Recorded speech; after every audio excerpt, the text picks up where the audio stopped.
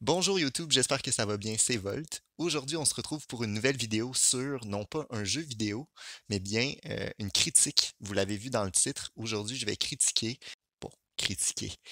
dire mon appréciation sur un film que j'ai vu deux fois au cinéma, quand les cinémas étaient ouverts.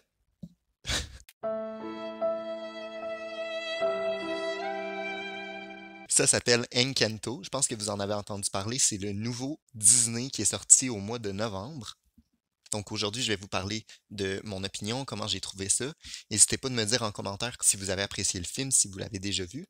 J'ai décidé de faire cette vidéo-là aujourd'hui parce que le film sort prochainement sur Disney+, fait que ça va vous donner un petit avant-goût de qu'est-ce qui vous attend si jamais ça vous intéresse d'aller le voir sur Disney+, là, durant les fêtes. Évidemment, là, c'est une des premières fois où je tourne juste face caméra.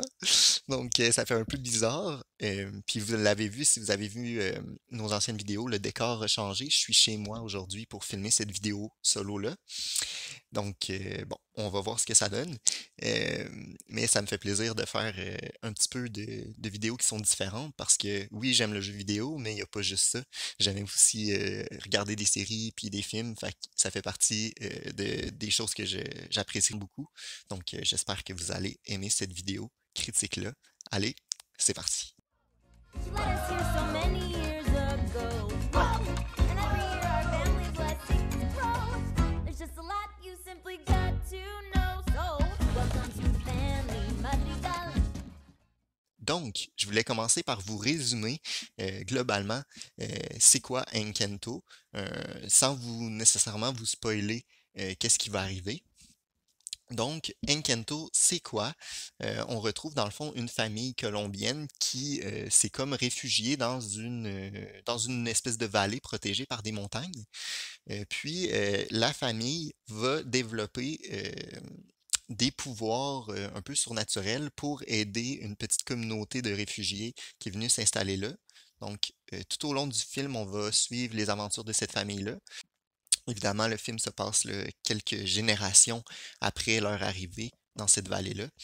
On va retrouver le personnage principal qui est Mirabel, qui est le seul membre de sa famille qui n'a pas développé de pouvoir. En fait, Mirabel va essayer de trouver tout au long du film pourquoi c'est la seule personne dans sa famille qui n'a pas de pouvoir spécial.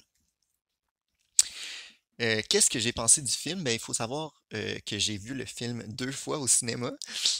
Je suis allé le voir une fois en anglais et une fois en français pour voir aussi la différence. Puis je vais pouvoir comparer aussi au niveau de la traduction des chansons et tout.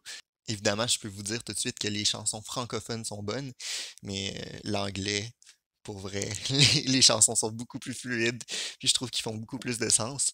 Euh, j'ai vraiment apprécié les chansons dans le film, mais ça, je vais en parler un peu plus tard.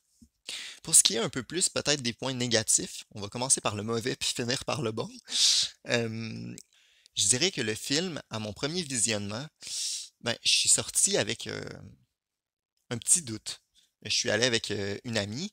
Je pense qu'on avait un peu le même opinion sur le film. On est sorti du cinéma sans nécessairement avoir trouvé ça incroyable. Donc, suite à notre premier visionnement, on trouvait que parfois euh, le film avait comme quelques longueurs, puis ensuite enchaînait rapidement l'action, puis l'intrigue, puis retournait sur des longueurs pour finalement arriver à une fin qui euh, se déclenche très rapidement, puis se résout très rapidement. On aurait dit que le film voulait présenter une histoire, mais qui n'avait pas assez de temps pour tout expliquer ce qu'il voulait traiter comme sujet. C'est un peu dommage de voir à quel point le film, finalement, euh, a cette impression de manque de temps, puis en même temps de longueur par moment. Je pense que c'est quelque chose qui était commun là, à moi et mon ami quand on est allé regarder ce film-là. Mais je dois pas vous cacher que dans les jours qui ont suivi, ben, j'avais juste le goût de retourner voir le film. On dirait que rapidement, j'ai développé comme une affection pour le film puis les personnages, puis je me suis rapidement dit, OK, je veux retourner voir le film. Et c'est ce que j'ai fait. Donc, à mon deuxième visionnement, je peux vous dire que le film prend une ampleur complètement différente. Peut-être parce que je m'attendais déjà au rythme du film. Je savais ce qui allait arriver, donc un peu plus à l'affût, puis j'ai découvert quelques détails que j'avais pas vus lors de mon premier visionnement. Puis on dirait que lors du deuxième visionnement du film, je me suis rendu compte que finalement, euh, ben, la fin vient se tisser tranquillement pas vite tout au long du film, contrairement à mon premier visionnement où je pensais que j'avais un peu l'impression que ça avait été rushé au niveau de la fin, puis au niveau de l'intrigue. Donc, je dois vous dire que globalement, ben, j'ai apprécié le film. J'ai vraiment aimé ça. Évidemment, un point fort, euh, c'est vraiment les chansons qui sont, pour moi, incroyables. Évidemment, comme je l'ai dit en début de vidéo, en anglais, les chansons sont exceptionnelles. We Don't Talk About Bruno, qui est maintenant un classique. Pour vrai, dans ma playlist Spotify, la chanson est présente. J'ai vraiment apprécié ça. Puis quand je suis allé avec donc d'autres amis lors de mon deuxième visionnement du film, ils me disaient aussi là, que c'était une de leurs chansons coup de cœur dans ce film-là.